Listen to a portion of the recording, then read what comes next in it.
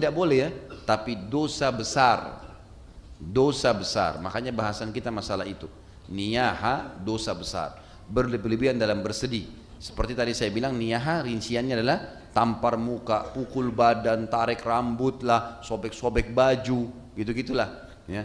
Atau mungkin bahkan dia sampai digoda oleh syaitan, dia bahkan sengaja juga bunuh diri. Ini. Assalamualaikum warahmatullahi wabarakatuh. Alhamdulillah. Selalu saja kita memuji Tuhan kita Allah sebagaimana Ia telah memerintahkan kepada kita, dan untuk mengejar target agar segala kebutuhan kita dipenuhi olehnya, karena kalimat ini dikenal dengan syukur, yang berarti segala nikmat akan ditambahkan dan dijaga oleh Sang Pencipta Allah. Juga kita panjatkan salam hormat kita, salawat dan taslim kepada manusia terbaik yang telah diperintahkan oleh Sang Pencipta Allah untuk mengucapkan salam hormat kepadanya. Maka sebagai orang yang beriman sangat wajar kalau kita selalu mengucapkan salawat dan taslim kepada Nabi besar Muhammad sallallahu alaihi wasallam. Seperti biasa saudaraku iman, melanjutkan bahasan Al-Kabair atau dosa-dosa besar yang ditulis oleh Imam Az-Zahabi, dan malam ini kita masuk dosa besar ke-46. Masalah meratapi dan menampar pipi saat musibah kematian menimpa atau yang dikenal dengan niyahah dalam istilah hadis, an-niyahah. Seperti biasa saya akan berikan kronologisnya terlebih dahulu. Menjadi sunnatullah, sudah sering saya ucapkan kalimat ini, segala sesuatunya berpasang-pasangan, dan ini harus, tidak bisa tidak, kita nggak bisa lepas darinya. Sebagaimana saya bahasakan adanya, sudah sering saya bahasakan adanya pagi dan malam misalnya. Ini nggak mungkin terpisah, memang sudah begitu ciptaan Allah. Dan pada saat sudah ditentukan seperti ini, maka akan ada masa yang telah Allah tentukan juga. Begitu pula dengan adanya lapar dan kenyang misalnya, memang berpasang-pasangan. Kemudian ada laki-laki dan perempuan, ada kuat dan lemah, ada sehat dan sakit, ya. Ada sedih dan senang, memang ini berpasang-pasangan. Dan pasti seseorang di antara kita akan melalui keduanya di setiap dalam kehidupan kita, tidak mungkin tidak. Enggak ada orang sampai mati dia siang terus. Kalau dia memang masih ada umur pada hari itu, dia akan dapatkan sampai malam. Tidak ada orang sehat terus, pasti dia akan sakit. Tidak ada orang senang terus, dia pasti akan sedih, gitu kan? Tapi menjadi sunnatullah, semua yang merupakan hal-hal yang tidak disukai oleh manusia itu, atau dalam bentuk bahasa kita cobaan, jauh lebih sedikit dibandingkan kenikmatan. Seperti misal sehat dan sakit, pasti lebih banyak sehatnya daripada sakitnya. Lapar dan kenyang, pasti lebih banyak kenyangnya daripada laparnya. Terbukti kalau kita makan misalnya satu piring nasi, kita bisa bertahan laparnya sampai sekian jam, padahal tadi kita lapar cuma sekian menit. Jadi pasti yang berupa cobaan lebih sedikit, gitu kan? Maka yang merupakan nikmat jauh lebih banyak. Ini sunnatullah. Kita akan bahas salah satu substansial daripada sunnatullah ini adalah masalah senang dan sedih. Senang dan sedih. Teman-teman sekalian, kita dibolehkan dalam Islam untuk senang, bergembira. Bahkan Nabi SAW seringkali dikatakan dalam hadis kalau menerima berita gembira, beliau sujud syukur kepada Allah. Beliau sujud syukur, sampai ada dikenal dengan sujud syukur, artinya berterima kasih pada Allah. Satu sisi yang lain, baginda Nabi SAW sudah menyampaikan kepada kita seperti hadis bahasan dosa besar ke-46. Yang terakhir yang kita bahas adalah hadis diriwayatkan Abu Daud dan disahihkan oleh beliau. Janganlah seseorang menyampaikan sesuatu kepadaku tentang sahabatku, karena saya suka sekali keluar menemui mereka dalam keadaan saya memiliki hati yang selamat. Artinya saya gembira, saya senang bertemu dengan mereka. Jangan ada yang gosipin teman-teman saya ini. Berarti sisi yang lain Nabi SAW suka dengan kegembiraan, gitu kan? Sisi yang lain, doa Nabi SAW, diantaranya doa yang mulia yang teman-teman saya harapkan dihafal sebelum kita salam. Maka ada doa yang mulia, Allahumma bi ilmikal ghaib, ya Allah dengan ilmumu yang kau kuasai ghaib, wa bi kudratika alal khalq, dan kemampuanmu dalam menguasai seluruh makhlukmu. Ahini ma'alimtan nahayata khairun li, hidupkanlah aku selama kehidupan baik untukku. Wa tawaffani idza alimtan al wafata khairun li, dan wafatkanlah aku kalau seandainya kematian lebih baik atau kewafatan itu lebih baik bagiku. Allahumma inni as'aluka khasyatuka fil ghaibi wasyahada. Ya Allah, aku minta kepadamu, ya Allah, aku minta kepadamu agar aku selalu khusyuk, tunduk, ya, konsentrasi dalam beribadah kepadamu dalam keadaan aku lagi sehat ataupun sakit, ya, kurang lebih seperti itu. Wa as'aluka kalimatal haqqi fir ridha wal ghadab, dan semoga aku selalu mengucapkan kebenaran dalam kondisi aku emosi atau aku lagi senang, aku atau tidak emosi. Allahumma inni as'aluka khasyatuka fil ghaibi wasyahada wa as'aluka kalimatal haqqi fil ghadab wa as'aluka qasda fil ghina wal faqr. Lanjutannya adalah wa as'aluka al-qasda fil ghina wal faqr, dan aku minta kepadamu kesederhanaan dalam keadaan aku kaya ataupun aku miskin. Wa as'aluka na'iman la yanfad, dan ini saksi bahasan kita, dan aku memohon kepadamu ya Allah nikmat yang tidak pernah terputus. Kata sebagian ulama hadis adalah kegembiraan yang tidak pernah terputus. Wa as'aluka qurratu ainin la tanqati', dan aku minta kepadamu segala sesuatu yang selalu menyejukkan hati dan menyejukkan mata yang tidak pernah juga terputus. Jadi ini kalimat-kalimat yang luar biasa. Bagaimana Nabi SAW ajarkan kepada kita doa, di mana kita selalu disuruh gembira, gitu kan? Jadi keliru kalau ada orang mengatakan Islam itu agama sedih. Orang kalau senyum, orang kalau ketawa, orang kalau bergembira berarti dia lupa dengan akhirat. Tidak, sama sekali enggak, gitu kan? Bedakan antara gembira dengan tertawa terbahak-bahak, ya. Karena ketawa terbahak-bahak teman-teman yang melampaui batas memang ada larangan, bisa mematikan hati dalam hadis dikatakan. Tapi kalau orang gembira, senang, dia gembira dengan pelayanan istrinya, dia gembira dengan naungan suaminya, dia gembira dengan anak-anaknya yang lucu misalnya, dia gembira dengan pekerjaannya, dia gembira dengan orang tuanya masih bisa dia bakti, dia gembira dengan sahabat-sahabatnya, gembira dengan sekolahnya, gembira dengan pakaiannya, gembira dengan apa saja. Dalam Islam itu boleh, gitu kan? Dianjurkan itu. Makanya doa tadi mulia sekali. Wa as'aluka na'iman la yanfad wa as'aluka qurratu ainin la tanqati, ya Allah aku minta nikmat yang tidak pernah terputus dan sesuatu yang menyejukkan mata dan hati yang juga tidak pernah terputus. Wa as'aluka ridha ba'dal qada, dan aku minta kepadamu keridhaan setelah keputusanmu. Wa as'aluka bardal aishi ba'dal mamat, dan aku memohon kepadamu juga kehidupan yang tentram setelah kematian. Wa as'aluka laddatan nadhara ila wajhika wasyauqa ila liqa'ik min ghairi dharra'in mudillah wala fitnatin mudillah. Dan aku memohon kepadamu ya Allah agar bisa merasakan nikmatnya melihat wajahmu yang mulia, ya, tanpa ada fitnah dan tanpa ada cobaan. Jadi ini termasuk doa-doa yang mulia. Berarti Nabi SAW sujud syukur. Nabi SAW mengajarkan doa untuk bergembira, gitu kan? Juga ada hadis yang mulia yang menyebutkan kalau Allah gembira. Misalnya hadis Nabi SAW, sesungguhnya Allah sangat gembira dengan taubat hamba-hambanya. Misal hadis yang lain dikatakan Allah tersenyum, tertawa melihat dua orang yang saling membunuh kemudian keduanya masuk ke dalam surga. Lalu kata para sahabat, bagaimana ceritanya ya Rasulullah? Bagaimana bisa terjadi? Kata Nabi SAW, seorang muslim dibunuh oleh seorang kafir di kancah peperangan, maka mati syahidlah si muslim, masuk surga. Lalu gak lama kemudian si kafir dapat hidayah, dia pun ikut berperang, dia juga mati syahid. Maka yang pertama muslim yang terbunuh dan orang kafir yang masuk Islam juga terbunuh, dua-duanya masuk ke dalam surga. Tapi saksi bahasan Allah gembira melihat itu. Allah tersenyum. Jadi ada kegembiraan teman-teman. Dan kita tahu janji-janji Allah di dalam masalah surga misalnya, semuanya sesuatu yang menggembirakan kan.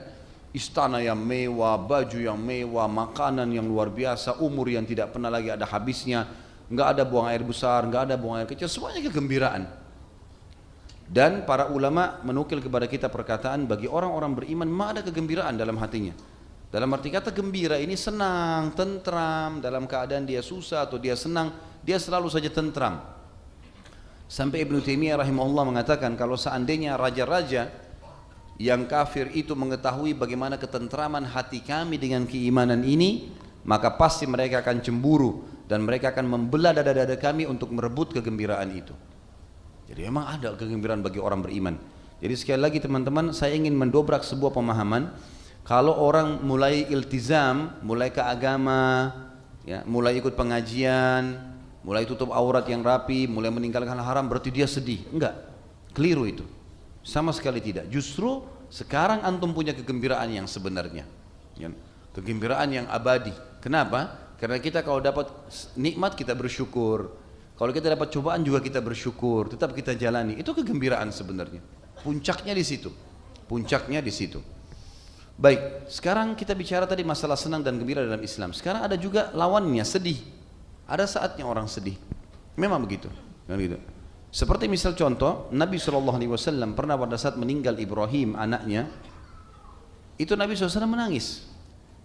Waktu menangis netesan air mata, maka para sahabat tanya, ya Rasulullah, apakah apa ini? Bukankah anda melarang kami niyahah, nggak boleh nangis-nangis, menyesali kematian gitu kan? Yang akan kita bahas nanti. Kata Nabi SAW, ini bukan niyahah, ini bukan menyesali, tapi ini rahmat Allah yang Allah masukkan ke dalam hati hamba-hambanya. Berarti Nabi SAW pernah sedih gitu kan? Tapi sedih yang wajar. Nabi SAW tidak pukul-pukul badan, tidak teriak-teriak, tidak mendoakan buruk buat diri. Tapi Nabi SAW sedih, netesin air mata. Waktu meninggal Khadijah radhiyallahu anha, dikenal dengan tahun kesedihan. Karena Nabi SAW merasa kehilangan istrinya. Sampai akhirnya Allah SWT hibur Nabi SAW dengan menikahnya, setelah itu dengan Sauda dan Aisyah radhiyallahu anhunna. Kemudian juga kejadian masuk Islam yang Jin Nusaybin dan juga kejadian Isra dan Mi'raj.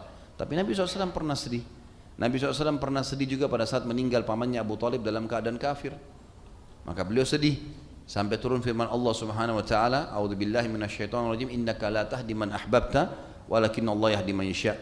Sesungguhnya kau tidak bisa memberikan hidayah siapa yang kau inginkan hai Muhammad, tapi Allah berikan hidayah siapapun yang dia inginkan.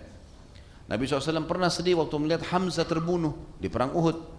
Beliau sedih sampai kata para sahabat, kami tidak pernah melihat Nabi SAW menangis seperti menangisnya pada saat melihat jenazah Hamzah radhiyallahu anhu. Karena semua darah, hidungnya dipotong, dadanya dibelah segala macam, sedih gitu kan. Nabi SAW pernah sedih waktu beberapa puluh orang sahabatnya hafal Quran dibunuh oleh berkhianatnya suku Arab, sampai Nabi SAW berdoa sebulan untuk mereka supaya hancur gitu kan, supaya Allah hukum. Berarti ada kesedihan-kesedihan gitu kan, ada, dan ini sunnatullah. Tapi saya bilang tadi teman-teman, dalam kehidupan seorang mukmin, kegembiraan lebih banyak daripada kesedihan. Sebagaimana sehat lebih baik daripada sakit, sebagaimana kenyang lebih banyak daripada lapar. Tapi ada ini sunnatullah, berarti akan kita lalui. Nah, orang yang faham ini, dia akan mudah untuk melalui kehidupannya. Dia akan mudah karena dia tahu ini adalah sebuah sistem yang akan berlalu. Hanya saja dalam menghadapi sedih itu teman-teman, kita nggak boleh berlebihan. Nggak boleh berlebihan. Ada orang sampai berhari-hari. Kita lihat misalnya kematian, contoh kematian, takziah dalam Islam 3 hari, nggak boleh lebih daripada itu. Perintah Nabi SAW 3 hari beliau lakukan. Beliau bertakziah ke rumahnya Ja'far radhiyallahu anhu pada saat mati syahid di perang Mu'tah 3 hari, gitu kan? Beliau menyuruh para sahabat untuk mendatangi rumahnya Hamzah pada saat terbunuh di perang Uhud 3 hari. Jadi 3 hari memang, gitu kan? Berarti tidak boleh lebih-lebih. Apa kata Nabi SAW? Tidak halal bagi, dari sisi lain ya, tidak halal seorang muslim memusuhi saudaranya, bersedih-sedih, bermusuhan lebih dari 3 hari. Perhatikan ada batasan di sini. Tidak boleh lebih daripada 3 hari. Berarti sedih tidak boleh berlebihan teman-teman sekalian. Dari sisi waktu misalnya. Ya. Karena saya pernah bilang, nanti akan kita bahas, salah satu dosa besar kita adalah tidak bolehnya putus asa. Nggak ada putus asa, nggak ada dendam, nggak ada sangka buruk dalam Islam. Itu dalam kamus benak antum hapus semuanya. Mulai hari ini nggak ada putus asa. Gagal mulai lagi, gagal mulai lagi. Muhasabah apa yang jadi masalah Allah akan bukakan nanti. Nggak ada putus asa, gitu kan? Nggak ada sangka buruk, semua sangka baik. Harus sangka baik. Karena kata Nabi SAW, hati-hati dengan sangka buruk karena dia sedusta-dusta pernyataan, gitu kan? Tidak ada dendam. Orang sudah minta maaf, selesai urusannya. Bersihkan hati kita. Itu yang penting untuk digarisbawahi. Salah satu yang mesti difahami masalah kesedihan yang paling memukul orang biasanya, selain perceraian misalnya, adalah kematian. Kematian ini puncak daripada banyak orang sedih. Apalagi orang yang dia cintai, ya. Meninggal orang tuanya, meninggal anaknya, meninggal pasangan hidupnya. Maka perangkat untuk membuat tidak sedih adalah yang pertama, fahami itu adalah takdir Allah, sunnatullah. Ada hidup, ada mati, pasti dia mati, sekarang atau nanti. Mau kita berhasil, misal ada orang mati tabrakan, kita mengatakan coba seandainya saya temani dia naik mobil atau saya setirkan mobilnya, atau ini semua tidak bisa dibahas dalam Islam, nggak ada lagi. Kalau sudah terjadi nggak bisa lagi. Kata Nabi SAW, jangan buka pintu-pintu kalau seandainya, karena itu membuka pintu syaitan. Faham, itu ada takdir Allah di situ. Dan Allah sudah tentukan, mau dia sehat, mau dia sakit, dia akan mati pada saat itu. Itu dulu. Poin kedua teman-teman, dalam Islam kita ini bahagianya, gembiranya, kenapa? Karena kalaupun ada orang yang kita cintai meninggal dunia, dia hanya mendahului kita menuju ke akhirat, bukan dia hilang, gitu kan? Sekarang orang tua kita meninggal, Kita terpisah sementara waktu dunia. Tapi jangan lupa, dia telah mendahului kita justru ke negeri yang abadi. Itu keyakinan seorang mukmin. Dan semua kita beramal di dunia ini untuk targetnya di sana. Maka dia lebih dulu fahamin poin ini sehingga kita tidak usah berlebihan dalam bersedih, gitu kan? Ini penting. Kemudian yang ketiga teman-teman sekalian, ada larangan dalam Islam untuk berlebihan dalam bersedih. Dan itu bahasan kita pada malam ini. Seperti misal orang niyaha. Niyaha ini nampar-nampar muka, kan gitu, tarik-tarik rambut, ya, teriak-teriak, histeri pada saat ada kerabatnya meninggal dunia. Atau mungkin bahkan dia mengucapkan kalimat, kenapa dia yang mati bukan saya misalnya. Atau apalah kalimat-kalimat yang dia ucapkan. Ini semua tidak boleh. Bukan cuma tidak boleh ya, tapi dosa besar. Dosa besar. Makanya bahasan kita masalah itu. Niyaha, dosa besar. Berlebihan dalam bersedih. Seperti tadi saya bilang, niyaha rinciannya adalah tampar muka, pukul badan, tarik rambut lah, sobek-sobek baju, gitu-gitulah. Ya. Atau mungkin bahkan dia sampai digoda oleh syaitan, dia bahkan sengaja juga bunuh diri. Ini semua adalah niyaha yang diharamkan dalam agama Islam. Dan ingat, dosa besar. Jangan berlebihan. Supaya tidak sedih berlebihan, ketahuilah itu takdir Allah dan dia sedang mendahului kita ke akhirat. Kita akan ketemu kok. Yang penting tiketnya sama, iman dan amal saleh. Itu yang penting. Kalau tiketnya beda tujuan, ini baru masalah ini. Karena di akhirat cuma surga dan neraka. Ini tiketnya iman amal saleh, ini tiketnya maksiat dan kufur. Pilih yang mana tiketnya? Kalau ini sama, insya Allah akan sama-sama di sana. Dan kita yakin sekali dengan masalah itu karena ini rukun iman kita. Kita akan lihat bagaimana larangan baginda Nabi SAW berlebihan dalam masalah bersedih, dan puncak sedih memang pada saat seseorang yang kita cintai meninggal. Hadis pertama diangkat oleh Imam Adzabi rahimahullah, hadis riwayat Imam Muslim. Ithnatani huma bin nasi kufrun, at-ta'nu fin nasab wan niyahatu 'alal mayyit. Dua hal jika ada pada manusia maka akan menyebabkan kekufuran. Kata sebagian ulama hadis, maksudnya adalah mencapai tingkat kadar dosanya kufur. Bukan dia keluar dari Islam. Ini seperti statementnya Abdullah bin Umar radhiyallahu anhuma, kufrun duna kufrin.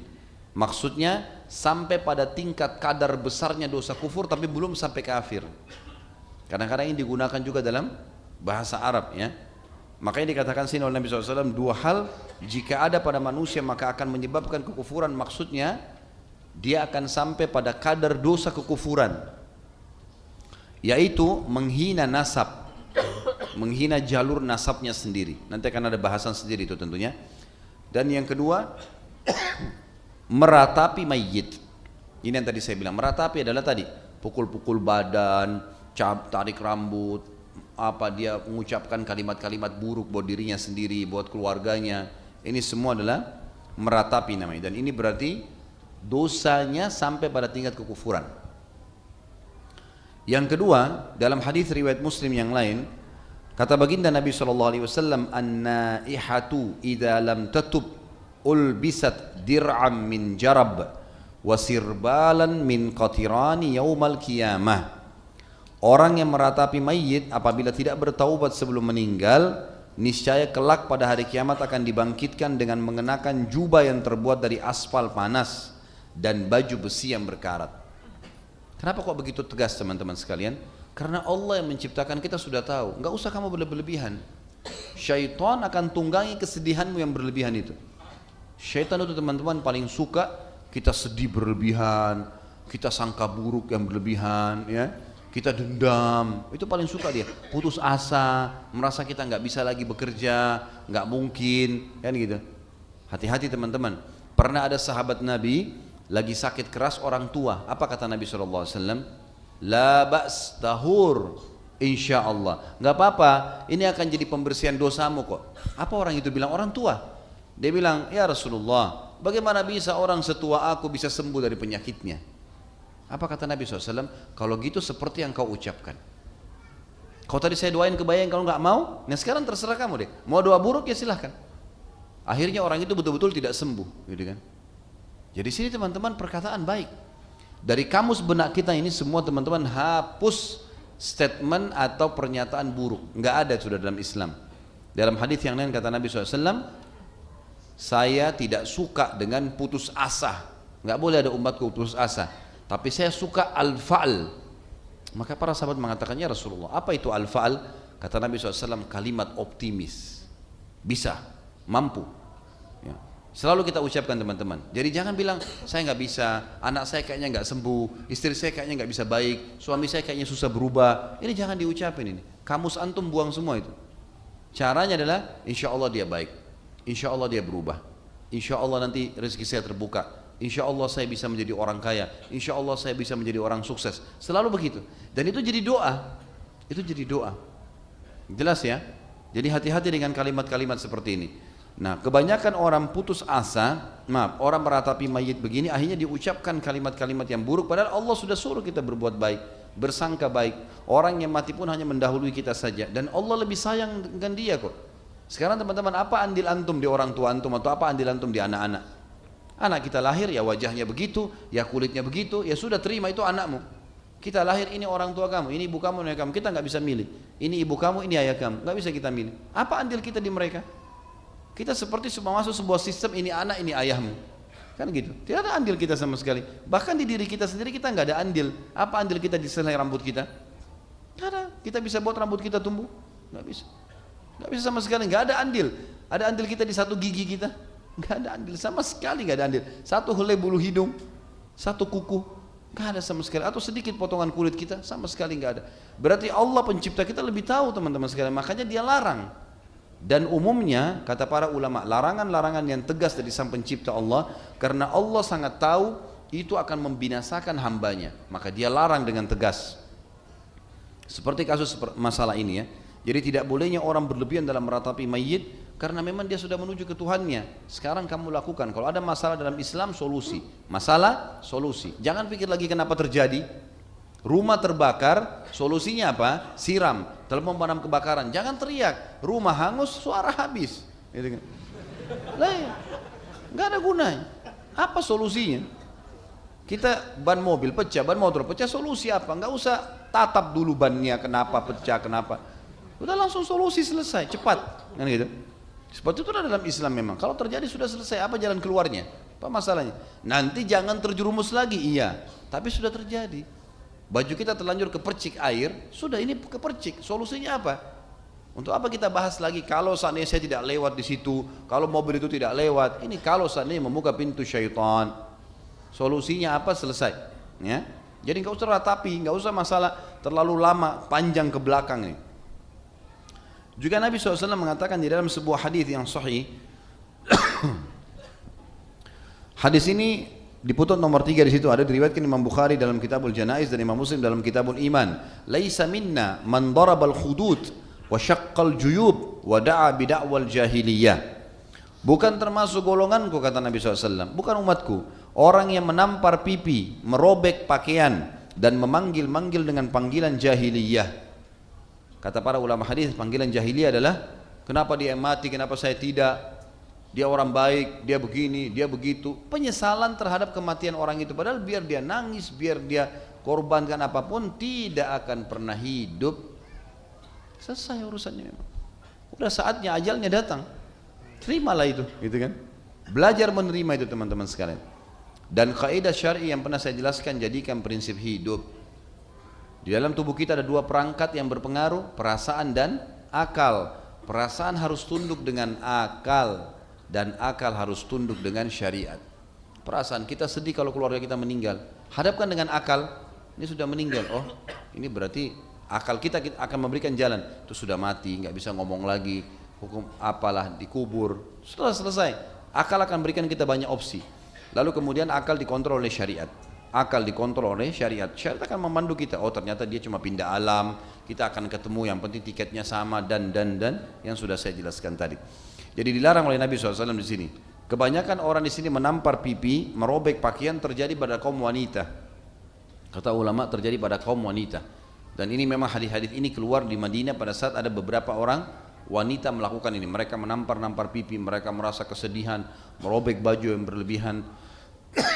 Makanya hikmah syar'i, wanita boleh mensolati jenazah tapi tidak boleh mengantar ke kuburan. Ziarah kubur nanti setelahnya boleh, tapi mengantar jenazah nggak pernah terjadi di zaman Nabi SAW ini. Wanita ikut mengantar jenazah. Itu nggak dibenarkan. Wanita banyak menunggu di rumah, sholat di jenazah di rumah mungkin. Setelah itu nggak ada yang antar kuburan, karena mereka nanti lihat di kuburan, keluarganya diturunkan dan seterusnya, jadi masalah, gitu kan? Jadi masalah buat dia karena terbawa dengan perasaannya. Tentu ini teman-teman adalah sebuah ibarat dari Nabi SAW kata para ulama, dan masuk di dalamnya semua yang menyerupai perbuatan ini. Kan tadi tampar pipi, merobek baju, gitu kan? Masuk dalamnya apa saja? Orang yang menarik rambutnya misalnya, orang yang mencakar badannya, apalah perilaku dia. Ya, atau mungkin dia memukul anaknya karena dia menganggap dia sedih berlebihan. Ini semua masuk dalam larangan. Dan ingat, ada ancaman sini, bukan golongan kami, dan ini kalimat sangat bermakna. Artinya bukan kaum muslimin. Plus lagi teman-teman, di hadis selanjutnya riwayat Bukhari dalam Kitabul Janaiz dan Imam Muslim dalam Kitabul Janaiz juga, ternyata niyaha kita, kesedihan kita yang berlebihan tadi, menampar pipi, menarik, merobek baju, menarik rambut, ini menyiksa si mayit. Menyiksa si mayit, gitu kan? Allahu alam bagaimana siksaannya? Apakah Allah datangkan siksaan untuk dia, atau justru dia merasa sedih karena memang mestinya kau daripada nangis-nangis, hai keluargaku yang meninggal, doain saya, istighfar, saya lagi butuh amal saleh, bukan kau nangis-nangis, gak ada gunanya. Kamu sedih, saya juga tidak dapat apa-apa. Hadis Nabi SAW yang berbunyi, innal mayyita yu'adzabu fi qabrihi bima niha alaihi. Sesungguhnya seseorang atau seorang mayit akan disiksa dalam kuburnya disebabkan ratapan untuknya. Jadi sabda Nabi SAW ini ulama mengatakan ada dua. Bisa bermakna memang ratapan keluarganya, pukul-pukul badan, tarik rambut segala, orang si mayit disiksa gara-gara itu. Apa relevansinya? Ya relevansinya dia harus ingatkan keluarganya, masing-masing kita harus belajar agama dan harus tahu kalau ratapan akan menyiksa saya pada saat mati. Jangan ratapin saya. Sedih boleh tapi jangan berlebihan, seperti itulah. Makna yang lain adalah si mayit di sini tersiksa bukan secara hukuman, gitu kan? Tapi tersiksa, kenapa kok kerabat saya ini pada menangis-nangis, pada robek-robek baju? Daripada itu lebih baik bertaubat, beristighfar untuk saya, ngirimin apalah pahala yang bisa didapatkan, seperti itulah mestinya, gitu kan. Lalu kata Imam Adz-Dzahabi, dan Nabi SAW berlepas diri dari perempuan yang berteriak-teriak menangis, perempuan yang menggunduli rambutnya, dan perempuan yang merobek-robek bajunya saat tertimpa musibah.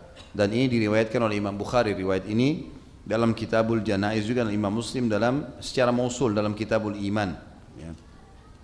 Dalam hadis itu dikatakan as-saliqah, al-haliqah, asyaqqah. Tapi di sini di buku kita tidak ditulis bahasa Arabnya, ya.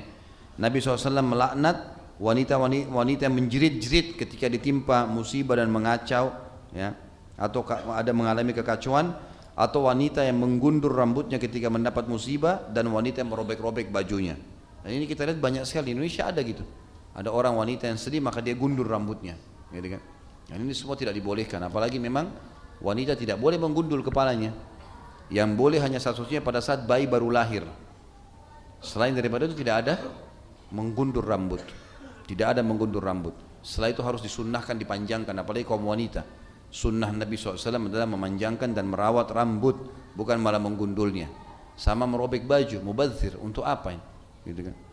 Daripada robek kasih orang lain. Untuk apa dirobek baju kalau bersedihan? Dan juga sama dengan tidak boleh menangis sambil teriak-teriak. Ini niyaha. Teriak-teriak histeri sampai suaranya paruh gara-gara itu. Itu semua tidak akan mengembalikan keadaan si mayit. Kata penulis di sini, Imam Adz-Dzahabi rahimahullah, ketiga hadis yang terakhir ini disepakati oleh Bukhari dan Muslim. Disepakati oleh Bukhari dan Muslim. Teman-teman sekalian, saya akan lanjutkan bahasan kita dengan bahasan ke-47. Karena ini hadis yang dipakai oleh Imam Adz-Dzahabi satu. Gitu kan? Masalah menghina nasab.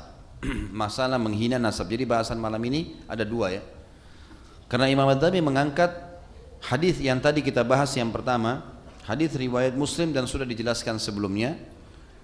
Kata Nabi SAW, ithnatani huma bin nasi kufrun at-ta'nu fin nasabi wan niyahatu 'alal mayyit. Ada dua perbuatan yang bisa membawa manusia pada kekufuran, yaitu menghina nasab dan niyaha atau meratapi mayit. Tadi meratapi mayit sudah kita jelaskan. Sekarang kita jelaskan masalah menghina nasab. Nasab teman-teman sekalian adalah istilah bagi jalur keturunan. Kalau seseorang misalnya mengetahui siapa ayahnya, siapa kakeknya, siapa ayah kakeknya, ya, menikah sama siapa. Saya sudah pernah bilang ini teman-teman sekalian, ini harus diketahui. Dalam Islam ini syariat ya, bagian dari syariat. Karena Nabi SAW mengatakan, telusuri jalur nasab kalian. Siapa kakeknya, siapa ayahnya, siapa kakeknya, kakek bersaudara berapa orang, menikah sama siapa saja, anak-anaknya siapa saja, lebih tinggi lebih bagus, ayahnya kakek, kakeknya kakek, gitu kan. Saya lihat ini masih kurang kita di Indonesia, karena hampir rata-rata yang saya temuin ya, kalau saya tanya siapa nama kakeknya, siapa nama ayahnya si fulan, siapa nama kakeknya, ada yang sebut ada yang enggak. Kalau saya sudah tanya ayah kakeknya enggak tahu saya. Apalagi kalau saya tanya saudara kakeknya ada berapa, nikah sama siapa, mungkin sudah nggak tahu semuanya ini. Bisa saja antum di sini banyak sudah sepupu di sini. Karena ternyata satu kakek, satu nenek, gitu kan. Tapi nggak saling tahu karena kita tidak pernah telusuri jalur nasab. Jadi perlu buat jalur nasab, perlu buat. Ditulis. Misal antum ambil satu lembar kertas, tulis tanya ayah kalau masih hidup. Siapa kakeknya ayah? Mulai dari kakeknya beliau. Misal nama ayah kita Ahmad, nama ayahnya beliau Yusuf, namanya lagi Muhammad kakeknya. Baik, si Muhammad ini ayah, kakeknya ayah. Berapa orang bersaudara? Oh ada 5 nak, si fulan, si fulan, si fulan, si fulan. Kita tulis. Baik, ayah ingat gak? Ini 5 orang bersaudara nikah sama siapa saja? Apa yang beliau ingat saja? Oh ingat menikah ini sama si fulana, ini sama si fulana. Anak-anaknya ada berapa? Saya waktu duduk sama ayah saya minta jelaskan jalur nasab. Oh, rumit sekali rupanya gitu. Padahal sebenarnya masih baru jalur dekat gitu ya. Bilang ayah saya mumpung masih hidup, saya tanya beliau, ini kakek ayahnya Abah ini, saya panggil Abah ya, ayahnya Abah siapa? Kakeknya Abah siapa? Ayahnya lagi seterusnya, sampai saya berhasil mendapatkan mungkin sekitar 5 nama ke atas lah, gitu kan. Cukup jauh gitu, ya, cukup jauh namanya. Kemudian saya tanya, ini nikah, ini berapa orang saudara? Si fulan, si fulan, si fulan. Istrinya namanya si fulana, bersaudara sekian. Ternyata saya punya saudara ada di daerah Sulawesi, ada di Jawa, ada di mana-mana. Itu banyak sekali. Ini sudah menikah di sini, ini tinggal di sana di Madura, ini tinggal di Surabaya, ini tinggal banyak sekali. Ternyata ini banyak sekali jalur, dan kalau saya tarik, saya tanya lagi ayah saya, ini kemudian anak-anak cucunya, oh saya sudah nggak tahu kalau anak cucunya. Ini sudah jalur sana. Jadi saya saja harus telusurin gitu ya. Tapi ini ternyata perlu, bagian dari syariat teman-teman. Karena jangan sampai kita ketemu sama sepupu nggak tahu. Rahim punya hukum tersendiri. Apa kata Nabi SAW? Siapa yang ingin diberkahi umurnya, diluaskan rezekinya, gitu kan? Makna lain adalah dipanjangkan berkah umurnya, dipanjangkan berkah umurnya, dan diluaskan rezekinya, dia melanjutkan hubungan silaturahimnya. Bagaimana kita lakukan? Harus dengan nasab. Nah, yang kita sedang bahas adalah menghina nasab. Enggak bolehnya menghina nasab. Seperti misal orang, ada hadis lain yang berbunyi Allah sangat buruk seseorang yang menghina kedua orang tuanya. Kata para sahabat, ya Rasulullah, bagaimana caranya orang menghina orang tuanya? Kata Nabi SAW, dia menghina orang tua seseorang, maka orang itu pun menghina orang tua dia. Maka sama saya dia menghina orang tuanya orang itu. Misal dia hina ibunya, dia hina ayahnya, dia hina sukunya misalnya. Maka ini teman-teman sekalian, orang itu kemudian membalas seperti kita sama dengan menghina nasab, gitu. Jadi nggak boleh menghina nasab, berarti menghina jalur keturunan kita atau menghina suku. Makanya saya sarankan, ada beberapa ikhwah yang saya luruskan, di Indonesia kan paspor butuh 3 nama ya, bukan 3 nama antum sendiri 3-3-nya, tapi nama kita, nama ayah, nama kakek, mestinya begitu. Banyak ikhwah namain anaknya Muhammad Yusuf Harun, Muhammad Nabi, Yusuf Nabi, Harun Nabi. Yang mana mau dipilih? 3-3 nama. Kenapa 3-3 dipakai ini? Ambil 1 nama, gitu kan? Dan kalau paspor kita pakai nama, misalnya nama anaknya Muhammad, nama ayahnya memang Yusuf, nama kakeknya memang Ahmad misalnya. Oh ya, Muhammad Yusuf Ahmad, gitu kan? Maka sudah 3 nama. Atau dia masukkan nama margahnya, itu nggak ada masalah. Itu bukan pelanggaran dalam agama. Nabi SAW menyebutkan kalau beliau dari Quraisy. Dan itu bukan aib, gitu kan? Saya si fulan dari turunan Jawa. Teman-teman kita orang Indonesia yang sekarang hidup di Saudi itu menyebutkan nama sukunya. Jadi saya disebutkan fulan Al-Jawi misalnya. Disebutkan gitu. Dan itu bukan aib dalam Islam, itu dibolehkan. Karena menisbatkan dia jalurnya dari suku ini, dan itu semua ciptaan Allah Subhanahu wa taala. Dan ini perlu teman-teman. Nah, tidak boleh menghina jalur nasab. Dalam arti kata tidak boleh menghina nama-nama orangnya, tidak boleh menghina nama sukunya, atau tidak boleh bahkan menganggap remeh jalur-jalur nasab itu. Itu yang dimaksud. Dan ini masuk dalam larangan hadis tadi, dosa besar kita yang selanjutnya tentang masalah menghina nasab. Sebaliknya kita harus menjaga nasab itu sendiri. Allahu a'lam. Sampai sini teman-teman sekian bahasan kita. Semoga apa yang kita bahas hari ini bermanfaat buat kita, dan juga semoga saja dijadikan sebagai tambahan amal kita pada hari kiamat, dan semoga semua amal yang pernah kita kerjakan dan akan kita kerjakan selama ajal belum datang diterima dengan kemahamurahannya Sang Pencipta Allah, dan semoga semua dosa yang pernah kita kerjakan sekecil sampai sebesar apapun diganti menjadi pahala dengan kemahamurahannya pula. Dan kita doakan agar seluruh wilayah di Indonesia terutama Jakarta diberikan pemimpin muslim yang adil, kembali kepada Al-Quran dan Sunnah, dan semoga Allah memberikan hidayah Bapak Presiden dan seluruh jajaran pemerintahan kita agar kembali kepada Islam, kepada Al-Quran dan Sunnah, dan juga Indonesia menjadi contoh bagi negara-negara yang lain.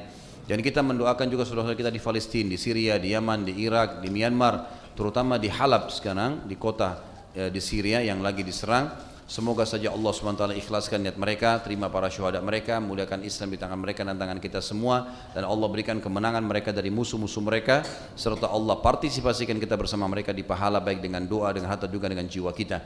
Dan saya memohon kepada Allah yang maha murah, maha pemurah dan maha pengasih agar menyatukan kita semua di surga firdausnya tanpa hisab, sebagaimana ia satukan kita di majlis ilmu yang mulia ini. Kalau ada benar dari Allah, kalau saudara saya mohon dimaafkan. Subhanakallahumma bihamdika asyhadu an la ilaha illallah astaghfirullah wa atubu ilaih. Wassalamualaikum warahmatullahi wabarakatuh.